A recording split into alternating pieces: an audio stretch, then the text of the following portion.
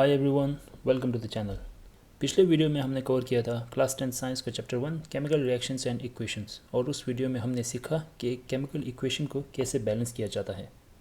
अगर आपने वो वीडियो ना देखा हो तो उसको ज़रूर देख लीजिएगा। उस वीडियो का लिंक जो है वो मैं वीडियो के एंड में डाल दूँगा। और आज के इस वीडियो में हम कवर करेंगे उसी चैप्टर का दूसरा टॉपिक जो है types of chemical reactions. So chemical reaction जो है वो हमारे डेली लाइफ में हर जगह हो रहा है। जब हम लकड़ी को जलाते हैं तो वो भी एक तरह का केमिकल रिएक्शन है। उसी तरह हमारे खाने को डाइजेस्ट करना, दही का बनना, चीज़ों को जलाना, वो सभी एक तरह का केमिकल रिएक्शन है। अभी इससे पता चलता है कि केमिकल रिएक्शन जो है कितना महत्वपूर्ण है हमारी डेली लाइफ में। पर अब बात करते हैं केमिकल रिएक्शन आखिर है क्या। केमिकल रिएक्शन जो है उसका डेफिनेशन कुछ इस तरह है। Chemical reaction is a process by which one or more substances react to form new substances with new properties. यानी कि केमिकल रिएक्शन एक ऐसा प्रोसेस है जिस दौरान एक या एक से ज़्यादा सब्सटेंसेस आपस में रिएक्ट करके एक नया सब्सटेंस बनाती है, जिसका प्रॉपर्टीज़ जो होगा यानी कि फिज़िकल और केमिकल प्रॉपर्टीज़ जो हैं वो पहले वाले जो सब्सटेंस रिएक्ट कर रहे हैं उससे बिल्कुल अलग होगा। सो केमिकल रिएक्शन के दौरान जो चीज़ें, जो सब्सटेंसेस रिएक्ट कर रही है उसे हम कहेंगे रिएक्टेंट। ओके। और रिएक्शन के बाद जो चीज़ बन के आ रही है, जो नया सब्सटेंस जो बन रहा है, उसे हम कहेंगे प्रोडक्ट।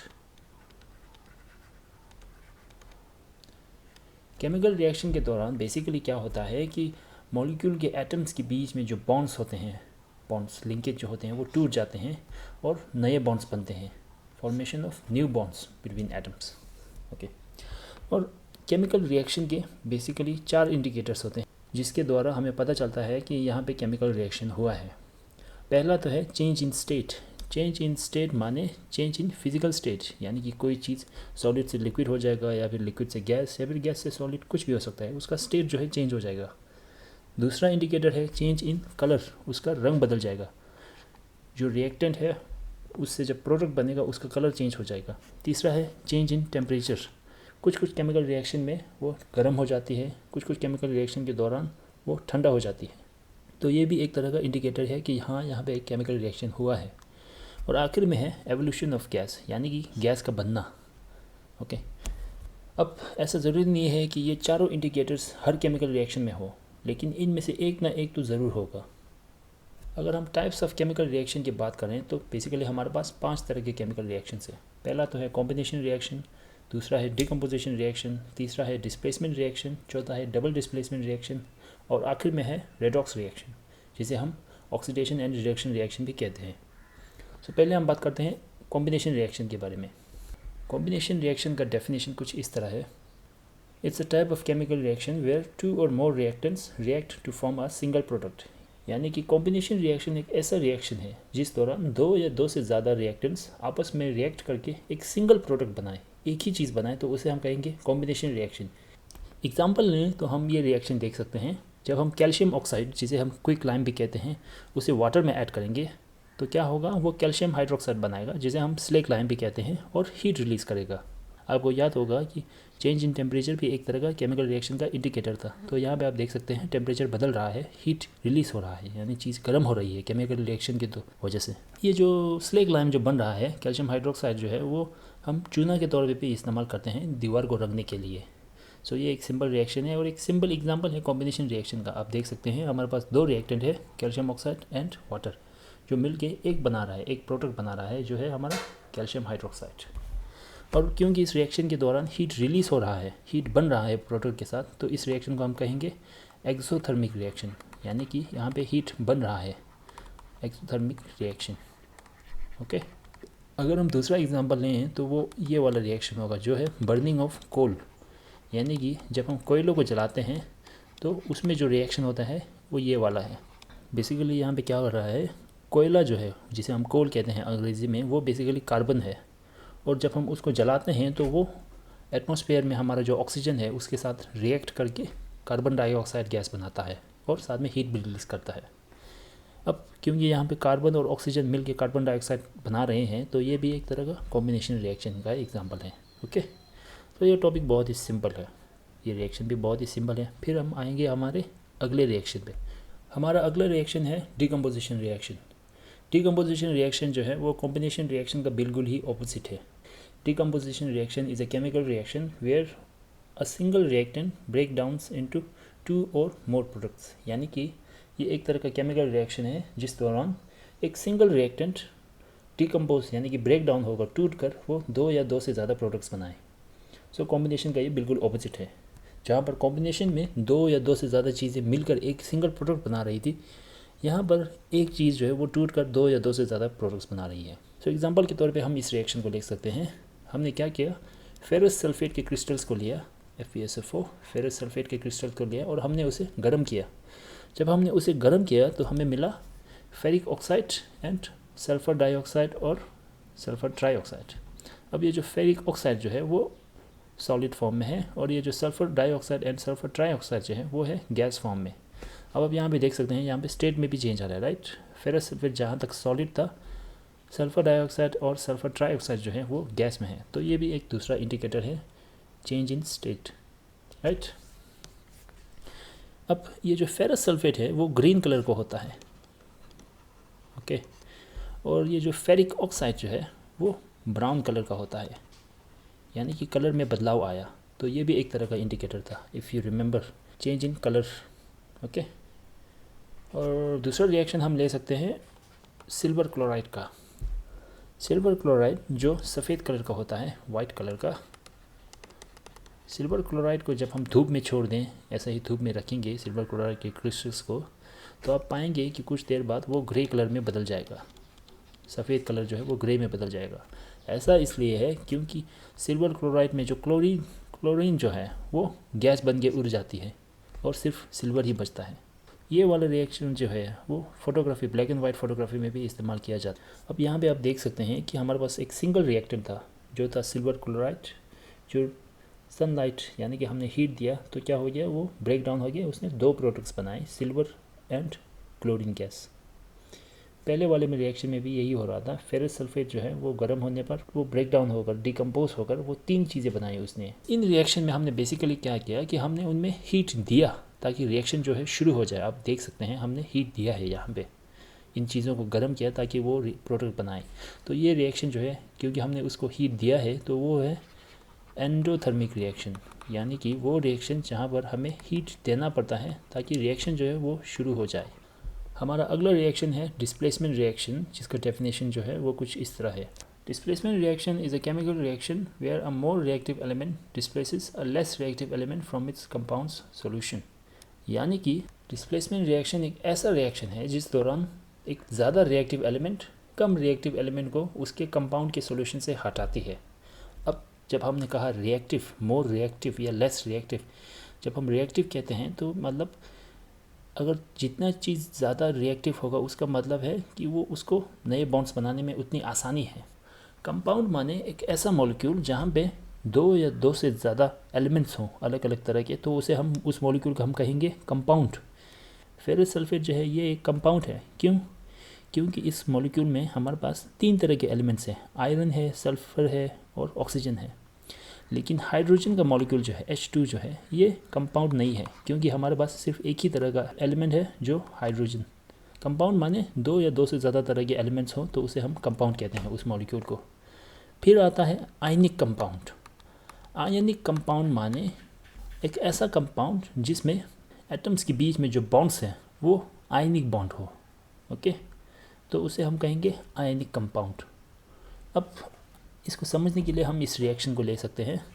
हम देख सकते हैं आयरन जो है यहाँ पे Fe, आयरन जो है उसको हमने क्या किया, आयरन जो है वो सॉलिड फॉर्म में है, ओके, उसको हमने कॉपर सल्फेट के एक्वस सॉल्यूशन में डाला। एक्वस सॉल्यूशन माने कॉपर सल्फेट को हमने पानी में डिज़ोल्व किया। जब हमने कॉपर सल्फेट को पानी में डिज़ोल्व किया तो ये जो कॉपर है, कॉपर और सल्फेट जो है वो अलग हो गए, ओके, उसने आयन्स बनाया, कॉपर आयन और सल्फेट आयन बनाया। क्योंकि कॉपर आयन जो है वो पॉजिटिव है तो उसको हम कहते हैं कैटायन, और सल्फेट आयन जो है उसे हम कहेंगे एनायन क्योंकि वो नेगेटिव है। अब क्या होगा कि जब हमने उसको आयरन को कॉपर सल्फेट के एक्वस सॉल्यूशन में डाला तो फेरस आयंस जो हैं, फेरस के जो आयंस जो हैं, क्योंकि वो कॉपर से ज़्यादा रिएक्टिव है, आयरन का जो आयंस बनेंगे, फेरस आयंस जो बनेंगे वो सल्फेट से जुड़ जाएगा और कॉपर को हटा देगा, इन दोनों के बीच में बॉन्ड्स जो है उसको हटाकर खुद जुड़ जाएगा और बनाया आयरन सल्फेट और कॉपर को अलग कर दिया। तो ये आप देख सकते हैं यहाँ पे आयरन ने कॉपर को अपनी जगह से हटा दिया उसके मॉलिक्यूल से, तो इसको हम कहते हैं डिस्प्लेसमेंट रिएक्शन। डिस्प्लेस माने किसी चीज़ को हटाना उसकी जगह से। फिर अगला रिएक्शन है रिएक्शन बिटवीन लेड, पी माने लेड, ओके, ये भी एक तरह का मेटल है, लेड एंड कॉपर क्लोराइड। इसमें भी क्या है कि लेड जो है वो कॉपर से ज़्यादा रिएक्टिव है, वो ज़्यादा आसानी से बॉन्ड्स बनाता है कंपेयर टू कॉपर। तो इसमें क्या होता है कि कॉपर क्लोराइड का जो एक्वस सॉल्यूशन है उसमें भी दो तरह के आयंस बनते हैं, कैटायन एंड एनायन, जिसमें कैटायन है कॉपर और एनायन जो है वो है क्लोरीन के आयन, ओके। और क्योंकि लेड का आयन जो है वो कॉपर से ज़्यादा रिएक्टिव है तो उसने कॉपर को अपनी जगह से हटाकर लेड क्लोराइड बना दिया और कॉपर को अलग कर दिया। तो इसमें भी लेड ने कॉपर को अपनी जगह से डिस्प्लेस किया, इसलिए इस रिएक्शन को हम कहते हैं डिस्प्लेसमेंट रिएक्शन। फिर आता है हमारा डबल डिस्प्लेसमेंट रिएक्शन।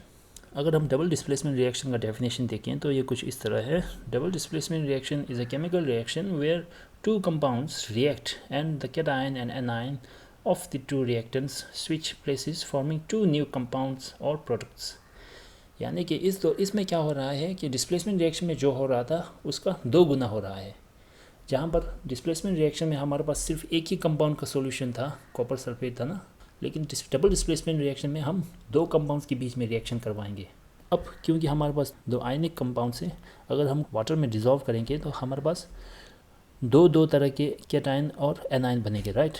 और वो जो आयंस जो हैं आपस में जगह बदलेंगे और 2 नए प्रोडक्ट्स बनाएंगे, 2 नए कंपाउंड्स बनाएंगे। पहले तो हमने लिया सोडियम सल्फेट जिसे हमने वाटर में डिज़ोल्व किया और उसका बना एक्वस सॉल्यूशन। दूसरा हमने एक्वस सॉल्यूशन लिया बेरियम क्लोराइड का। जब हमने सोडियम सल्फेट को पानी में डिज़ोल्व किया तो क्या हुआ, हमारे पास 2 आयंस बने, सोडियम के आयन एक बना और सल्फेट का आयन एक बना। अब ये सोडियम आयन जो है ये पॉजिटिव है, राइट, कैटायन है, और सल्फेट जो है वो नेगेटिव है, एनायन है। उसी तरह बेरियम क्लोराइड के सॉल्यूशन में भी वैसा ही हो रहा है। बेरियम और क्लोराइड जो है वो अलग अलग हो रहे हैं और आयंस बना रहे हैं। बेरियम जो है वो पॉजिटिव कैटायन है और क्लोरीन जो है वो नेगेटिव एनायन है। सोडियम के पास एक एक्स्ट्रा इलेक्ट्रॉन है इसलिए +1, बेरियम के पास 2 एक्स्ट्रा इलेक्ट्रॉन है इसलिए +2, ओके। उसी तरह क्लोरीन को 1 इलेक्ट्रॉन की कमी है इसलिए माइनस, और सल्फेट में 2 इलेक्ट्रॉन की कमी है इसलिए -2। जब हमने इन दोनों को मिक्स किया, आपस में मिलाया, तो हमें क्या मिला, sodium chloride and barium sulphate.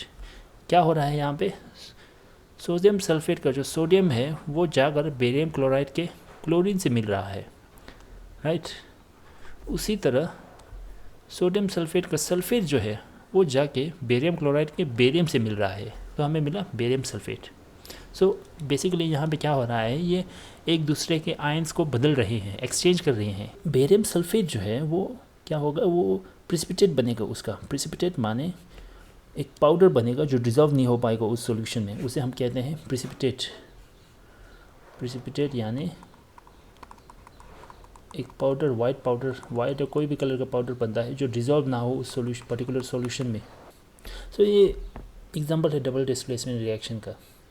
Basically ions जो है आपस में जगह बदल देते हैं। अब आखिर में आता है हमारा ऑक्सीडेशन एंड रिडक्शन रिएक्शन, जिसे हम रेडॉक्स रिएक्शन भी कहते हैं।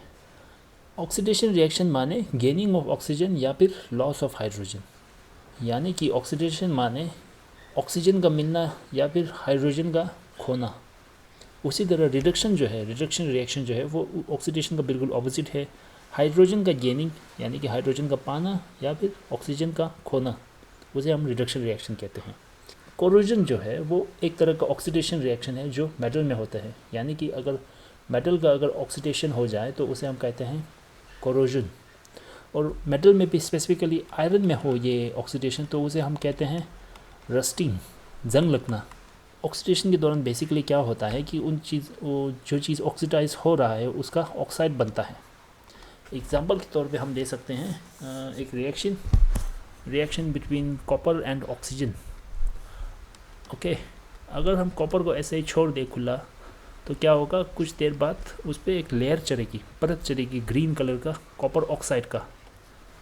यहाँ पे बेसिकली क्या हो रहा है, कॉपर को ऑक्सीजन के साथ रिएक्ट करने से कॉपर ऑक्साइड बन रहा है। अभी क्योंकि कॉपर को ऑक्सीजन मिला तो तो यहाँ पे ये कॉपर ऑक्साइड जो है वो क्या हो गया, ऑक्सीडाइज्ड। अगर हम इस कॉपर ऑक्साइड पे हाइड्रोजन का गैस छोड़ते हैं तो क्या होगा कि कॉपर ऑक्साइड में जो ऑक्सीजन जो है वो जाकर हाइड्रोजन से जुड़ जाएगा और बनाएगा वाटर मॉलिक्यूल H2O। अब यहाँ पे क्या हो रहा है, क्योंकि कॉपर ने ऑक्सीजन को खोया तो ये क्या हो गया, रिडक्शन रिएक्शन। कॉपर ऑक्साइड जो है वो रिड्यूस हो गया क्योंकि उसने ऑक्सीजन खोया। वाटर मॉलिक्यूल जो है वो ऑक्सीडाइज हुआ क्योंकि उसको ऑक्सीजन मिला। ऑक्सीजन क्यों खोया, हाइड्रोजन की वजह से।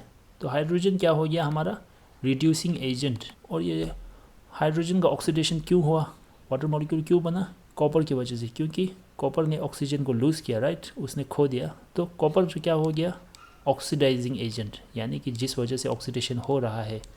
सो कॉपर जो है ऑक्सीडाइजिंग एजेंट है। फिर आखिर में आता है हमारा रेंसिडिटी, जो एक ऑक्सीडेशन है जो होता है फैट्स एंड ऑयल्स, यानी कि जब फैट्स एंड ऑयल्स का ऑक्सीडेशन हो, ऑक्सीजन के साथ रिएक्ट करे, उसे हम कहेंगे रेंसिडिटी।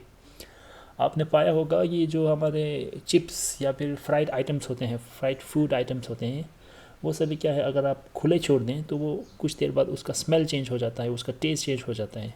तो उसे हम क्या कहते हैं, रेंसिड। हम कहते हैं इट हैज़ बिकम रेंसिड। ये ना हो इसलिए आपने देखा होगा कि जो चिप्स आते हैं, चिप्स जैसे कि लेज़, कुरकुरे, जो पैकेज्ड चिप्स या फिर कोई और फूड आइटम्स आते हैं, उनमें हमेशा देखिए गैस भरा होता है। और ये जो गैस जो होता है वो होता है नाइट्रोजन गैस। अब ये गैस क्यों भरा होता है, ताकि वो पैकेट के अंदर जो फूड आइटम जो है वो ऑक्सीजन के साथ रिएक्ट ना करे, इसलिए हम उस पैकेट को नाइट्रोजन गैस से भर लेते हैं। तो ये नाइट्रोजन जो क्या हुआ, क्योंकि वो ऑक्सीडेशन को रोक रहा है, तो उसे हम कहते हैं एंटीऑक्सीडेंट। एंटीऑक्सीडेंट यानी कि कोई चीज़ जो ऑक्सीडेशन को रोके उसे हम एंटीऑक्सीडेंट कहते हैं। उसी तरह कोरोजन के केस में, ऑक्सीडेशन ऑफ मेटल के केस में, ऑक्सीडेशन को रोकने के लिए हम क्या करते हैं, उन्हें पेंट करते हैं, राइट। कोई भी मेटल की चीज़ होती है, जैसे कि हमारा विंडो का जो बार्स होते हैं, उसे हम हमेशा पेंट करते हैं। पेंट करने पर क्या होता है कि उन पर एक परत चढ़ जाती है, जो एक प्रोटेक्टिव लेयर फॉर्म हो जाती है, जो उस मेटल को हमारे हवा में जो ऑक्सीजन है उसके साथ रिएक्ट करने से रोकती है। और इसी के साथ हमारा ये जो टॉपिक जो है वो ख़त्म होता है और हमारा चैप्टर 1 भी कवर हो जाता है। पिछली वीडियो अगर आपने नहीं देखा हो, जहाँ पे हमने बैलेंसिंग ऑफ केमिकल इक्वेशन के बारे में सीखा है, तो आप उस वीडियो को ज़रूर देख लीजिएगा, उसका लिंक मैं डाल दूँगा। इस वीडियो को लाइक कीजिए, शेयर कीजिए अपने फ्रेंड्स एंड अपने क्लासमेट्स के साथ, और चैनल को सब्सक्राइब कीजिए। सो इसी के साथ thanks for watching, goodbye and take care.